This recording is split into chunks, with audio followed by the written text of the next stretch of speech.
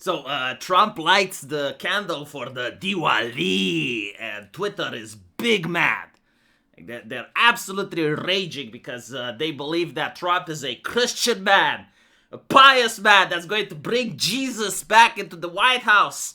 And instead, he is lighting the candle to those false gods. He is praying to the false idol.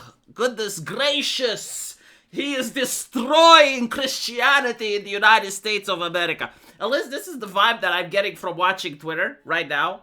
Okay, like, I don't know if this is true or not. Like, I think Christianity may still be safe for now, but the reaction is one of total desolation.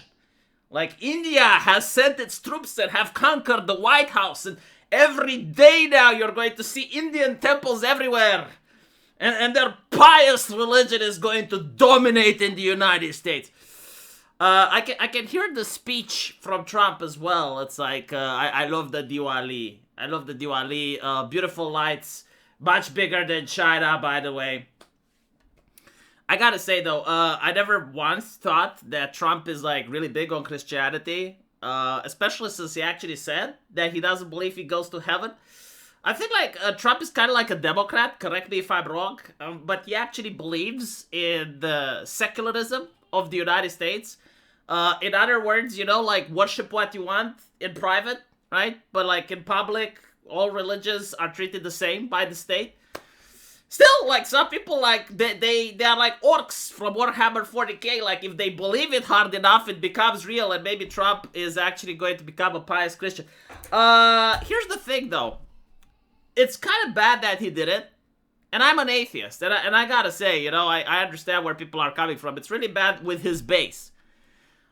He pissed off the Democrats, which is no surprise, right? Because, like, the Democrats are pissed at Trump no matter what. Like, if Trump actually goes on Twitter and says, "Good morning, America," Democrats will be livid. And so, they're upset because they're not even pulling the cultural appropriation card. They're saying it's performative, right? So, like, I think, like, he didn't light the candle honestly enough. I find it interesting, like, when he kissed the wall, right? Like, the Trump wall, you know, the one where all the American presidents go and kiss it, or they touch it, or whatever, right? No, I said that's performative. Like, that was fine. But, like, lighting the candle, I saw, like, many Democrat accounts saying it's performative. Of course it's I'm willing to bet he doesn't even understand the religion. I am willing to put money he doesn't even know what the Diwali is. I don't either, right? Unless he asks Grokky, right? Because he's friends with Musk. He wouldn't ask ChatGPT. That's what the Democrats say. But still, right? So, the Democrats don't like it. And the Republicans, half of them are like myself. Like, I know it's weird to understand, but there are, like, Republicans that are atheists. They don't give a shit, right? Others may be concerned because, like, they voted to have less immigration. Like, this should actually be on the ballot. You know, like, legal and illegal. An American citizen, if he actually believes that his nation requires less immigration, he should be able to express that. And the closest thing that came to that was Donald Trump. And so, him cozying up to India, especially with their religious ceremonies, are causing concern, right? Like, not because Donald Trump believes in the Diwali. For those people, he can believe in whatever the fuck he wants. It's like, are we going to get even more immigration? Like, what can we possibly do in order to get less? Right? Like, is there anything humanly possible that we can do in order to get less immigration? That's the question that those Republicans are wondering. And the other Republicans, you know, the religious ones, they believe that in order for Christianity to exist, the government, like the state, needs to enslave people to Christianity. Like, like, if you don't love Jesus, that's fine. The government will force you to, right? And for those people, this is blasphemy. And I kind of get it, you know? So, because they're very outspoken about it. It's not like they're quiet or anything. And so Trump is losing with his base. The Democrats, again, like, it's not like he can win with them unless he gives the wall another kiss. But why would he do this? You know, like, what is the point of it? Some people say diplomacy. It's like, okay, but I don't think that India would think of America less if they didn't do this. I think, like, maybe the Republicans want the Indian vote. which is probably true, right? Like, you need to understand in a modern society, like, if you actually want to know how the current system works outside of Twitter, you need coalitions. Like, you need people to vote for you. And so, like, if a lot of Indians are in the tech field, then if he wants to get Republicans to win future elections, he has to build coalitions again, right? Like he did previous time. And so he's probably doing these performative gestures like the same way that the Democrats are doing performative gestures for the black community. Right? Like the Democrats constantly won because they had 90% of the black community vote.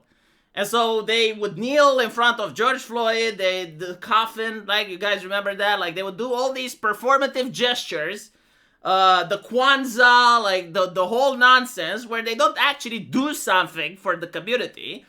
But it's performative enough in order to get some votes.